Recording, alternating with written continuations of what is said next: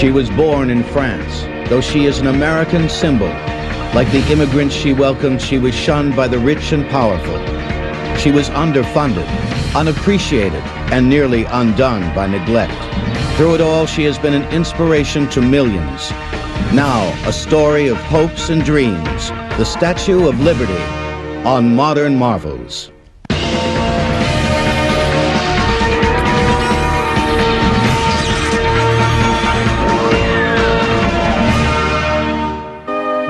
When the American colonies revolted in 1776, the world recognized the rising tide of freedom.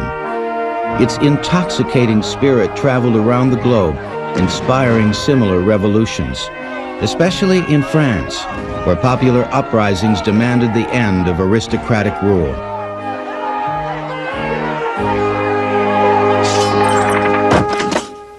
And so, when the fragile American Union exploded into civil war in 1861, the world held its breath.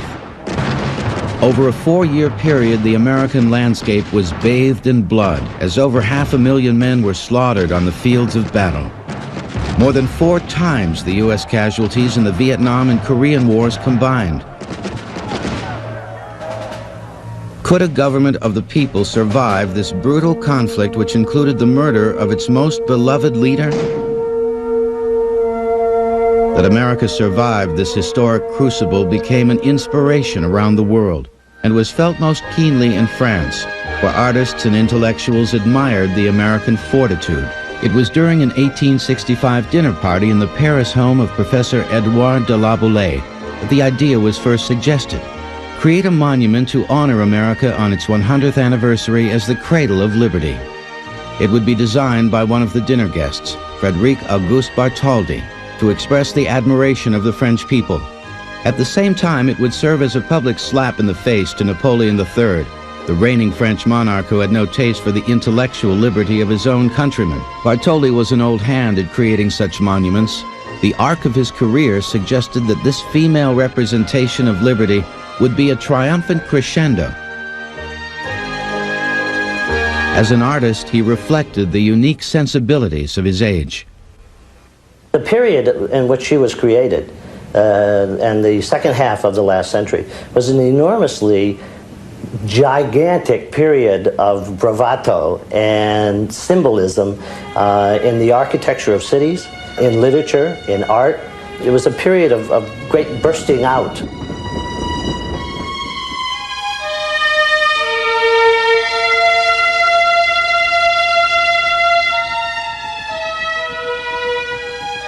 Bartholdi's early sketches captured the work's ultimate attitude and pose, but it was the image of his mother's stern face which supplied the enigmatic expression. The final work would be called The Statue of Liberty Enlightening the World, and its size would mirror the mammoth proportions of the New World itself. It would stretch over 305 feet high. The figure would be composed of 450,000 pounds of hammered copper plates, enough metal to press 30 million pennies. The nose would be 4.5 feet long, each eye 2.5 feet wide, the face more than 17 feet from chin to brow. Over 300 metal plates were needed to complete the figure, designed to interlock in an artistic technique called repoussé. Monsieur Serge Pascal is one of the few remaining artisans who still perform the technique. The sculptor is going to work with a mass. He's going to create his work from a block of stone. Whereas we give a flat sheet a definite shape that looks like something. It was his company that recently worked with American crews to restore the statue. It begins by using a plumb bob pointing system to form giant plaster replicas of the model design. Then a wooden frame, a negative form, is built around the plaster. Into this frame, the copper sheets are formed. In the repoussage technique, we start out with a flat sheet of metal. It has to be shaped. It has to be what we call round embossing. We had to introduce heat up to like 400 degrees Fahrenheit to be able to get the forms to bend properly. hundreds of different types of hammers, because each hammer had a certain amount of bounce to it, a certain amount of pressure that it could perform, a certain amount of pebbling effect that it would perform. We have inherited, if you will, this technique from our parents, who with others helped make the Statue of Liberty in France. It's both a tradition in the family as well as in the trade. Because the final structure is hollow, keeping the statue's shell stable is an equally difficult engineering task. Up to this time, the statues of this size were all solid.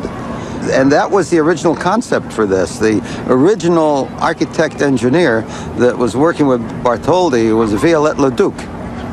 And he had a plan for filling the interior with boxes of sand to give it stability so the wind wouldn't tip it over and so forth. In a divine act of providence, Leduc suddenly died, and so did the notion of stuffing the statue with sand. Instead, Gustave Eiffel, the engineering genius of the Eiffel Tower fame, proposed a radical new concept. His concept, which is entirely new, was to build a tower, an iron tower, and then frame out from it and support the copper statue, which was very much like a dressmaker's dummy. The result was a monument which inside and out captured the imagination. Its structural support was as radical as the new social structures defining the American ideal. Eiffel had mentioned that it was a magnificent space, a cathedral kind of space inside. Bartholdi himself chose the site for his statue in America, a small patch of land in New York Harbor called Bedloe Island. It was an overgrown oyster bed named after an early Dutch settler who purchased the property from the Mohican tribal nation. The United States had built a fort on the island in 1800, and it served as the site for a military hospital, communication center, and ammo dump during the Civil War. Bartholdi's vision to erect the statue here was a bold move and a logistical challenge which would demand substantial funding. So in 1874, he formed the Union Franco-American Committee to raise the funds through public lotteries. He had already decided to begin work on the copper repoussé before the money had actually been donated, hoping that there would be sufficient contributions to finish. Bartholdi's Paris workshop was big and loud and packed with an army of exacting artisans. Even ex-President Ulysses S. Grant dropped by to watch the progress. But the work was slow and underfunded. By 1876, the year the statue was to be completed, only the right arm and torch were in shape for a presentation. They were sent to Philadelphia as part of the American Centennial Exposition. The hope was to build interest and generate contributions towards the completion of the gift. By this time, Bartholdi had decided that France would supply the statue and America should construct the pedestal, even though the United States had yet to accept the colossal gift and Bartholdi hadn't acquired the rights to use Bedloe's Island. Bartholdi's fundraisers included lotteries, fancy dinners, and a lunch served to 20 reporters inside the statue's right leg.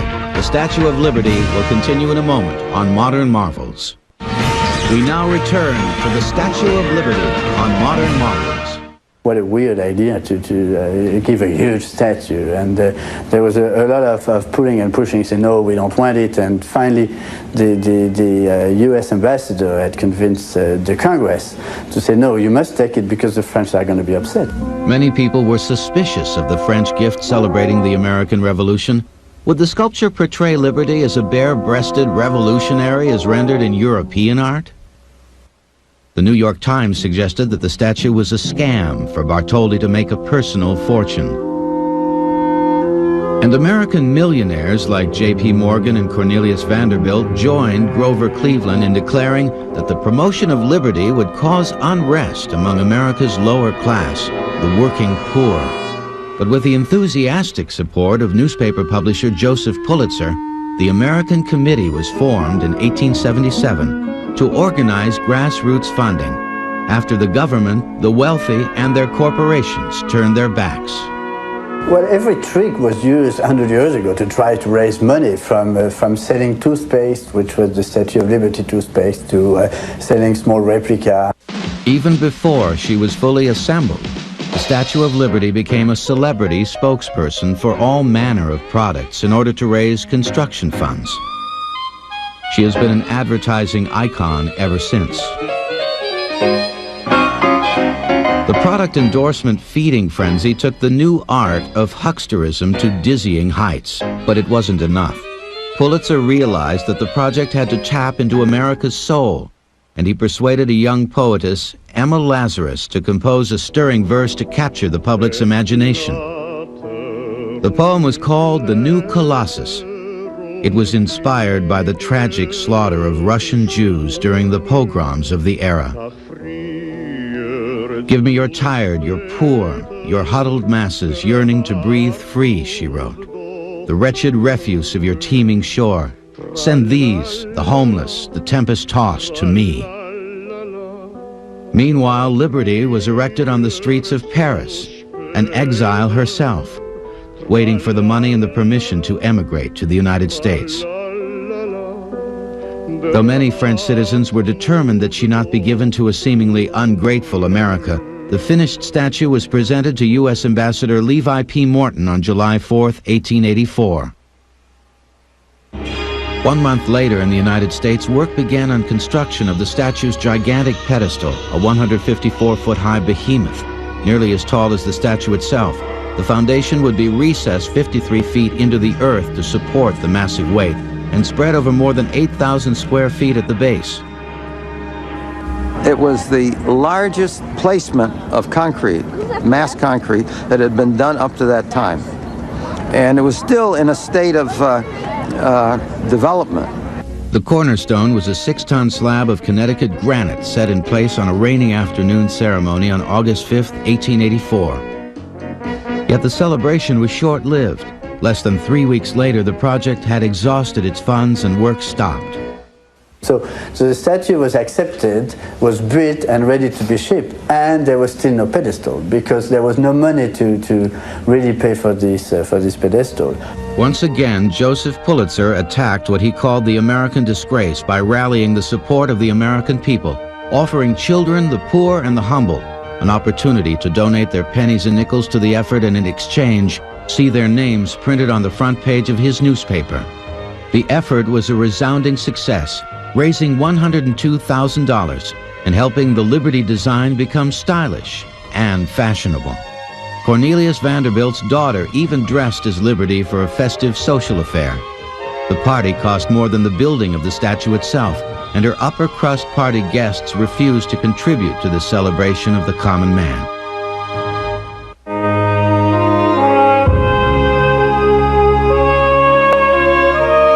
June 17, 1885, the Statue of Liberty arrived in New York Harbor. More than 300 pieces distributed in 214 numbered crates. It would take over 4 weeks before the crates were even unloaded. But there was no hurry. Construction of the pedestal had yet to be completed. For 10 months, Liberty's assorted body parts littered Bedloe's Island until the work of bonding the enormous copper plates to the iron armature could begin. A spiraling staircase was attached to the center structural beam, which allowed workmen access to the elevated points at which pieces would be secured to the frame. Though now closed, this same staircase was once used by visitors to climb to the top of the monument through the hollow cathedral of Liberty's form. The giant jigsaw puzzle didn't always fit as planned. Liberty's crowned 7 rays of light, representing the 7 continents, was positioned too close to her right arm, allowing a dagger-like ray of light to actually pierce her copper flesh. That was what we referred to as a birth defect. That occurred while it was being constructed. It was the artist himself who was responsible for the flaw back at the studio in Paris. Bartholdi, the sculptor, asked for a modification, which is, after all, the least that a sculptor doing a work of this size would be expected to ask. The modification was to raise Liberty's arm and torch a few degrees higher than the original design. But this change compromised the statue's structural strength. Because it was moved, it became much less stiff, much less strong, and took a lot of ingenuity to make it work. The defect, often blamed on the American workers who assembled the statue, remained uncorrected for the next 100 years.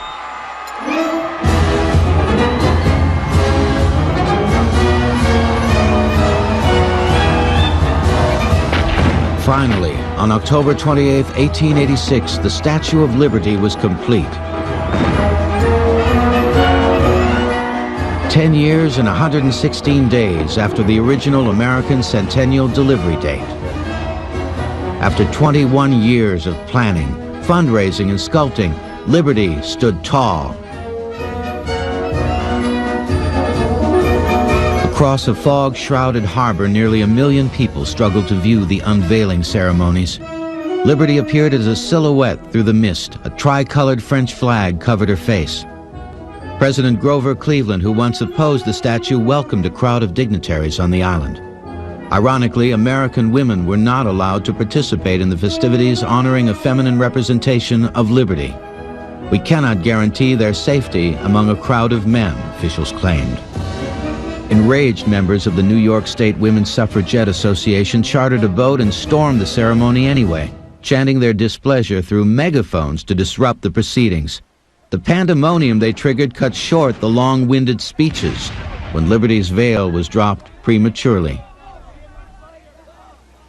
The following day, professional orator Chauncey Depew recreated his aborted speech for posterity on a new technological miracle, a clay cylinder recording device. Here is his actual voice, captured over a century ago. The spirit voices of Washington and Lafayette join in the glad acclaim of France and the United States in liberty enlightening the world. At long last, Liberty had made her home in America, looking out to sea and beckoning many more immigrants towards the golden door of the New World. And with their arrival, the nation's attention would shift to another small island in the harbor, Ellis Island. Bartholdi also created a second American sculpture, the 15-foot-tall statue of the Marquis de Lafayette in Union Square, New York City. The Statue of Liberty will continue in a moment on Modern Marvels. We now return to the Statue of Liberty on Modern Marvels. Cabrera, Behoud, Einstein, Garibaldi, McCormick, Nielsen. Form a single line. Mein Name ist Hermann Müller. Ich komme aus Hamburg in Deutschland. 40% of the American population can trace somebody back in his family through Ellis Island. And I really think that that's what America is all about. In 1890, New York City was digging the subway system. So they were able to take the landfill from the subways, bring it out to Ellis Island. So Ellis grew from 3.5 acres in size to 27.5 acres. Like Liberty Island, where the statue stands, Ellis Island was a forgotten patch of land. This mass immigration that was coming was very financially beneficial to the steamship companies. They would go over, say, to a small village in Italy and put up posters of a cornucopia, and the immigrants literally believed that there was gold everywhere. 1920, my father aged about 33 and my mother was about 30, and my sister, who was 5 months old, and myself embarked for America. The Golden Medina, the land where the streets were paved with gold. We sailed out of Genoa in the month of January 1920, and the ship was always stopping on the way to pick up coal, and it took us 30 days to get here. The ship was crowded. It wasn't clean. We were frightened. The smell of bodies all over the place. It was difficult living aboard. And we were hungry. We were so hungry that I remember vividly that my father and I went up to the first deck and found the garbage cans on that deck.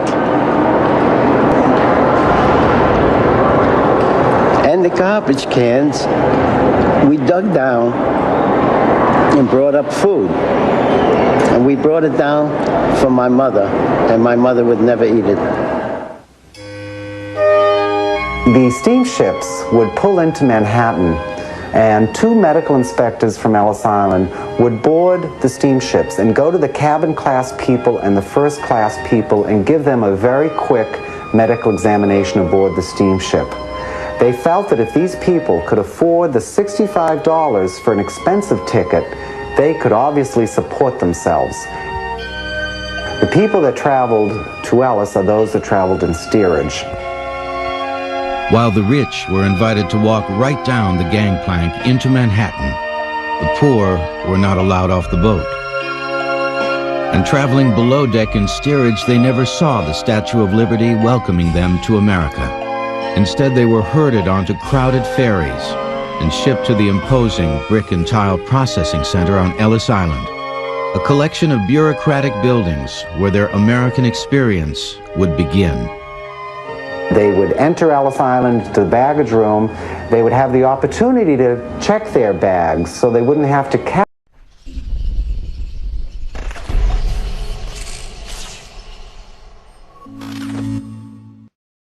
them while they were being processed.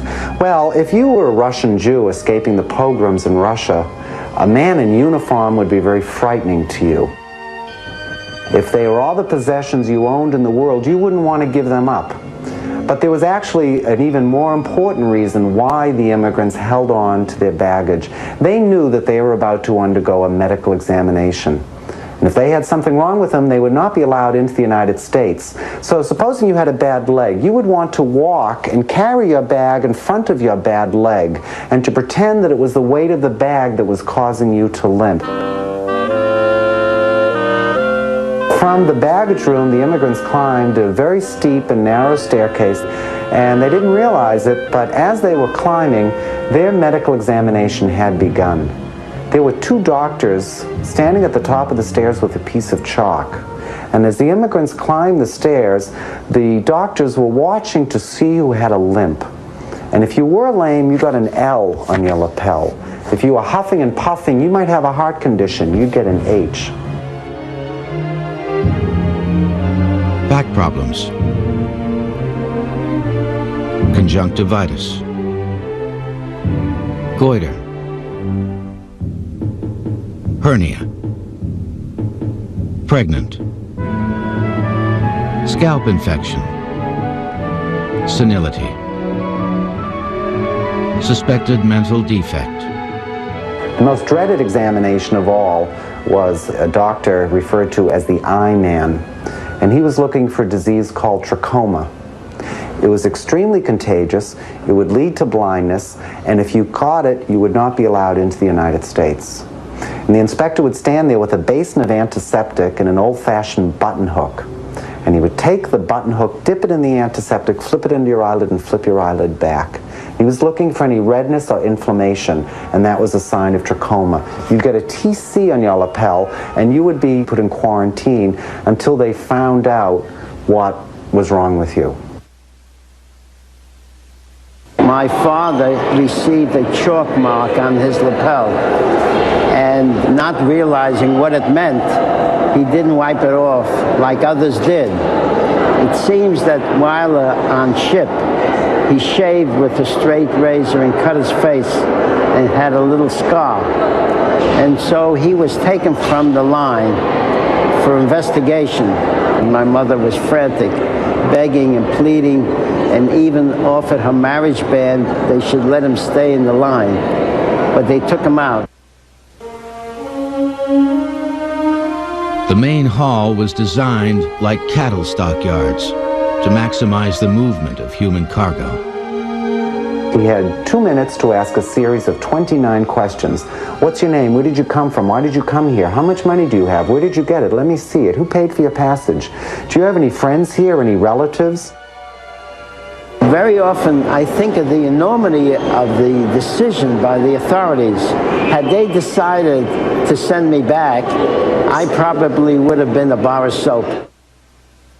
Many European Jews denied admission eventually wound up on death lists back home.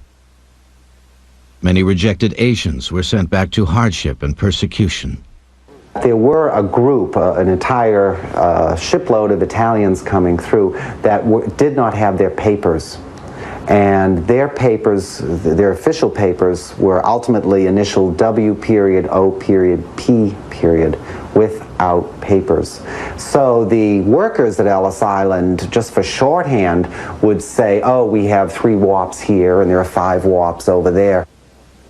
If a person was a Christian, they would put a little crucifix on the top of the page, and if they were Jewish, they would put a circle.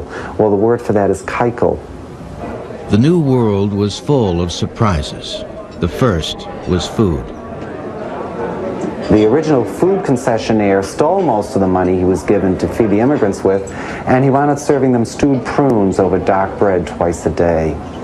He was fired, and as time went on, with fewer immigrants coming, they were able to serve ethnic meals. They would have a German meal at 1 o'clock, an Italian meal at 2 o'clock, and so on. But that led to the problem of the Germans showing up at the Italian meal of spaghetti and tomato sauce, and a lot of them would refuse to eat it, saying it was just too frightening looking. We stayed for 10 days in the big hall. And there were double and triple bunk beds in there, very, very closed. And they were very, very crowded, and very, very smelly, and very, very noisy. It was constant turmoil. And each morning I would take the 2 mattresses to the heap, and each night I would bring them back to put on the bed. And I only learned recently that the purpose of the mattresses being taken away was to fumigate them.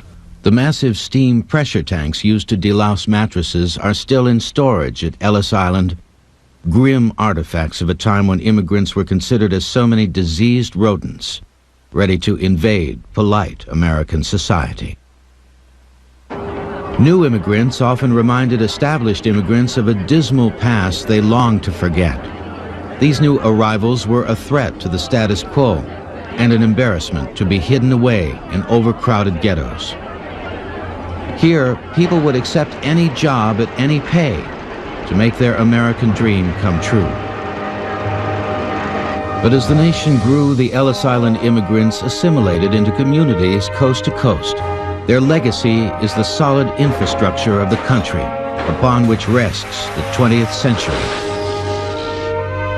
Today, Ellis Island still celebrates the contributions of those people whose American dream began there, with a museum and a program which keep their stories alive. It was quite a day.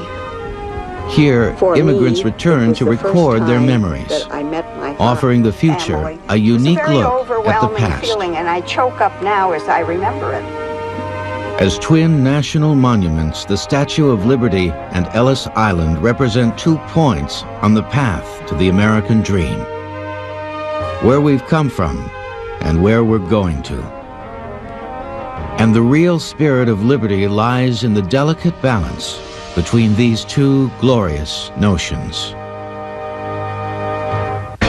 Ellis Island was known as the Island of Tears because of the immigrants' fear of being denied entry. However, only about 2% were actually turned away. The Statue of Liberty will continue in a moment on Modern Marvels. We now return to the Statue of Liberty on Modern Marvels. By 1900, the sea, air, and elements had changed Liberty's complexion from bright copper orange to pale green. A fitting way to begin the 20th century, which was itself defined by change. The new century was a kaleidoscope of images and ideas, and in the chaotic American culture, the Statue of Liberty became a fashion favorite. Its image appeared on all manner of trinkets. Even today, early renderings are highly prized. It's very strange as I collect different statues and you see the faces and the different images and the quality. You wonder what the craftsman had in mind. One of my favorites of the collection is probably this one here. And this is, it's just so fun that they painted it all up. But inside, it said, made in occupied Japan. Perhaps we cherish liberty because we realize that she is vulnerable. As in 1916, when German saboteurs at the height of World War I managed to blow up a munitions storage facility in New Jersey. First reports claimed dozens of deaths. The impact was felt 90 miles away. Police were called to stop looting in the streets of New York, and the statue lost nearly 100 bolts in her right arm as a result of the blast. Still, her torch was held high, and when workmen surveyed the damage, they wondered if something more than copper and iron was keeping the statue standing tall and proud. It was the hope of those who gave us this statue and the hope of the American people in receiving it that the goddess of liberty and the goddess of peace were the same. During the Depression, Liberty carried a double load, holding both her torch and the nation's morale aloft. But a few short years later, her light would be dimmed by a Second World War. This one more bloody than the first, as madmen threatened the future of mankind and liberty held her breath. Like so many others, she did her part. Her image reminded the American people of what was at stake around the world. When victory was finally declared, she joined the exuberant celebrations as a guest of honor in New York's Times Square. Ironically, the buoyant spirit at the end of war disguised the fact that liberty as well as the statue were fragile. Freedom demands constant vigilance, and liberty denied is often the catalyst for social eruption. In the second half of the 20th century, many groups who felt alienated from America's mainstream commandeered the statue to make their desperate political statements. 1956, Hungarian patriots occupy the torch and display their flag of liberation. 1965, a black liberation organization is caught plotting to blow up the statue.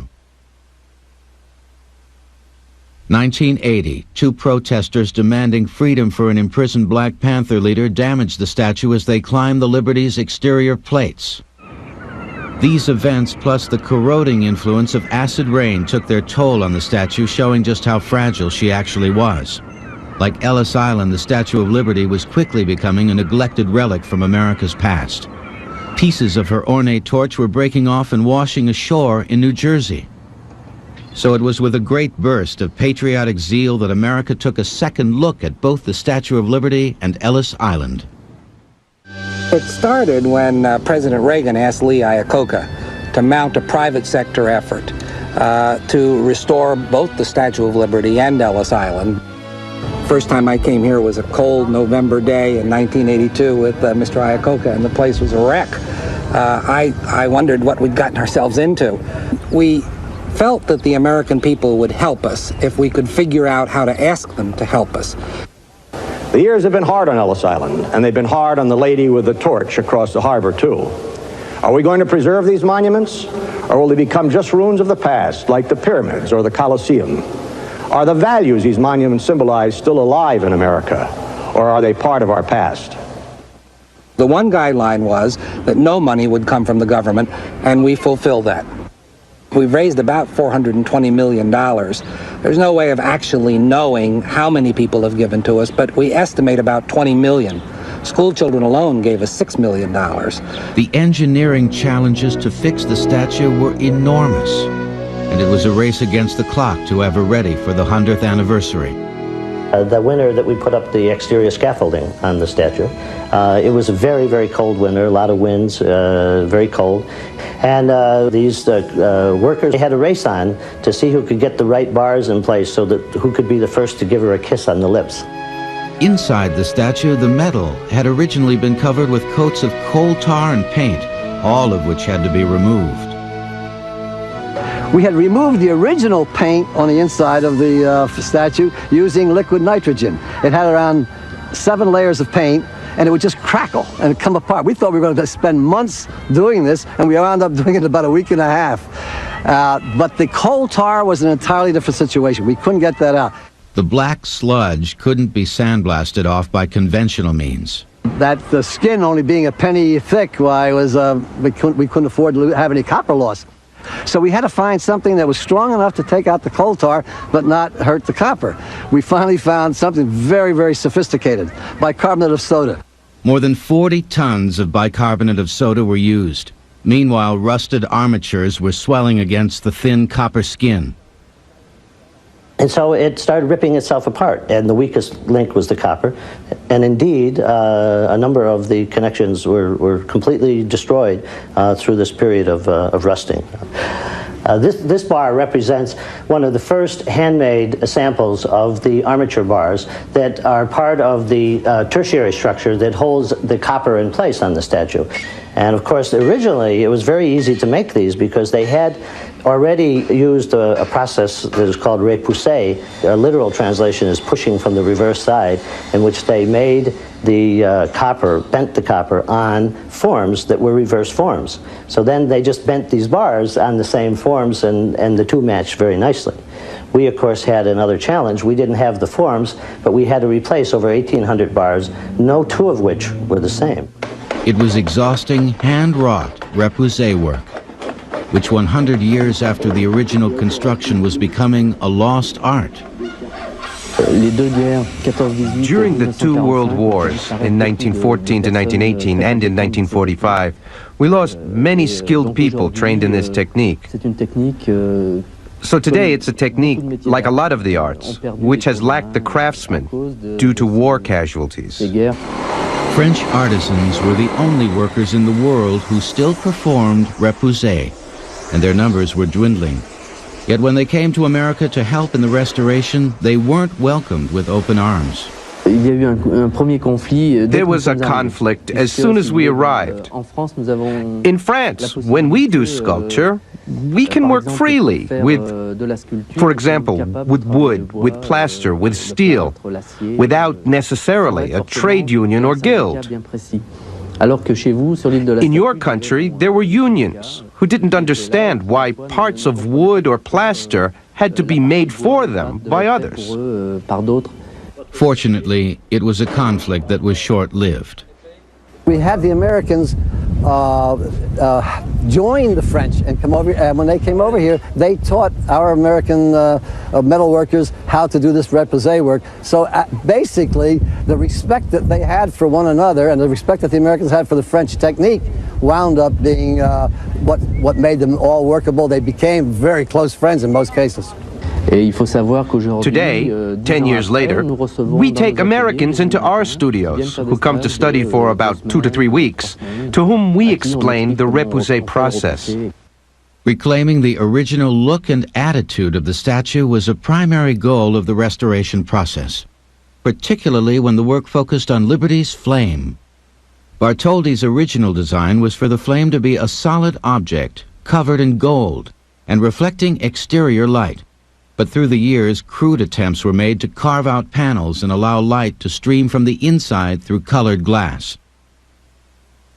Gutzon Borglum, the man who carved Mount Rushmore, had made the greatest design change and the greatest error.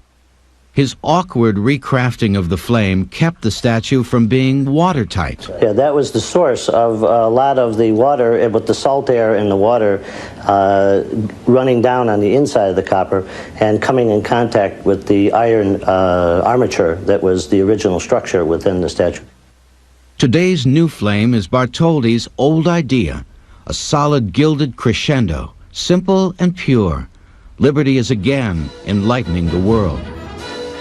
On July 4th, 1986, the party began. It was called Liberty Weekend, and it was shared with 1.5 billion people around the world. We are the keepers of the flame of liberty. I ask that you all join me in this symbolic act of faith, this lighting of Miss Liberty's torch.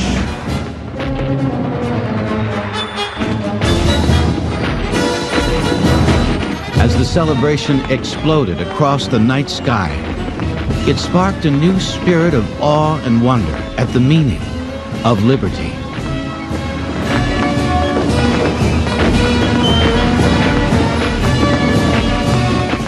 At 17 letters, this is the longest name on the American Immigrant Wall of Honor at Ellis Island. Modern Marvels will return. We now return to modern marvels. 100 years ago, when the world dreamt of freedom, the image of a lady with a torch came to mind. Today, when people long for liberty, the very same image captures their imagination. Beijing, China. Students demonstrate for democracy, sculpting a statue to symbolize their hopes and dreams. Here, the spirit of liberty still resonates. Standing up against tyranny, these students reminded us that all are created equal. Half a world away, the national effort to restore Ellis Island and the Statue of Liberty reflects the very same ideal, blending a celebration of the great American melting pot with the bittersweet recollection of our immigrant past. The statue has always been the symbol of America, and Ellis Island has always been the story of America. So you see, both of them are important in different ways. Any American that comes down and sees Ellis Island or Statue of Liberty should walk tall and they should walk proud. It's a great thing that they accomplished. It is rare and inspiring that so much energy and time and money has been committed by so many common individuals to create a monument that doesn't commemorate a great battle or a popular leader. Instead, the Statue of Liberty celebrates an idea, that elusive goal of universal freedom which has never been totally achieved. This is the vision to which America runs, sometimes stumbling and sometimes carrying other nations along with it. Liberty is not carved in the marble hallways of the past, it is our dream of the future. America laughs and cries and loves and bleeds in the quest for freedom. Here at the Statue of Liberty and Ellis Island, that idea takes a solid form. But always behind these symbols remains the quest. Freedom yet to be attained. Liberty preserved. How beautiful for patriot dream that sees beyond the years. Thine alabaster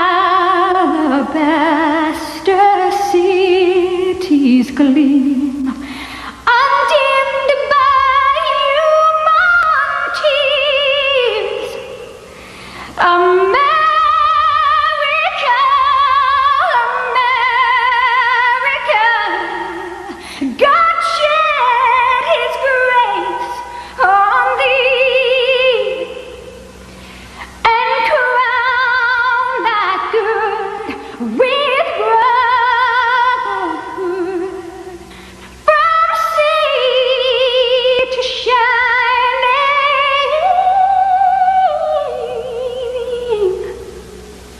sea.